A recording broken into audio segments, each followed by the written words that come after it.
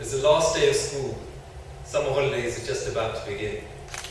My mother had instructed me to sit on the back of the cycle of my then headmaster, who was a Muslim man, to make my 15-mile journey back home again.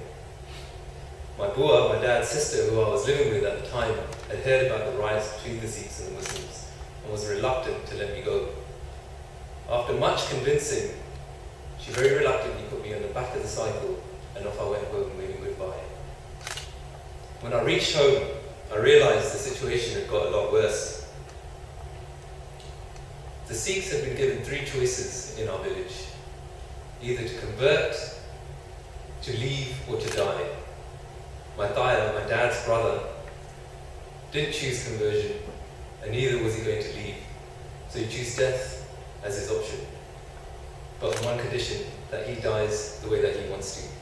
So at the age of 13, I stood by the riverbanks watching as his body was lowered into the river. With one hand raised in the air, he let off a jikara, Bole Sonehal! And as he fell, that was the last we ever saw him. The rest of us, like animals, were herded onto trains and left at Firozpur in India, just by the border. At that point, it dawned on me. Everything that I had in my life, my family, my friends, my memories, my love, my town, my village, we'd all been lost. And now, without a plan, my quest for survival began. So I was quite fortunate to spend the last week with my granddad, my Nanaji, on holiday. And as I discussed it with him, I went to know stories about his past. I was hoping to get stories of history, but instead what I got was stories of inspiration. So I asked him some questions. I said, how is it that a boy at 13 years old with just a shirt on his back manages to become such an inspirational person? Getting a scholarship at school, coming first division a year behind starting school, getting a teaching degree, and ending up at the Royal Mail to become a supervisor, wearing a suit every day to work and managing English people. How does that happen? He said, it's quite simple really. There's 2 fundamentals.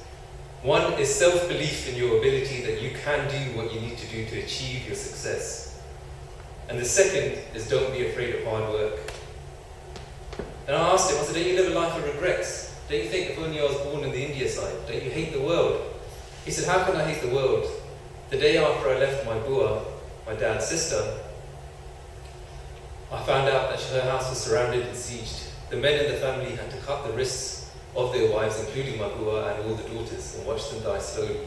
Then they picked up swords and they fought to their death. We received news that none of them survived. Had I stayed, I wouldn't be here to tell you the story today. Then I said, well, don't you hate people? Don't you hate the Muslims for what they did? He said, how can I hate? He said, after all, it was a Muslim man who put me on the back of his cycle to get me home that day, to help me survive. He said, Prabhmeet, if you look carefully, you will see God in all. I said, well, what do you think is the meaning of life? Is it for enjoyment? He said, for me, enjoyment is the ability to help other people.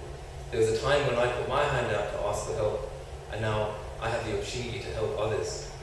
So the philosophy is quite simple. Be grateful for what you have, and look inside you to untap that potential to achieve those things that you think might be good. You can untap it to achieve things which are far greater. Thank you for listening.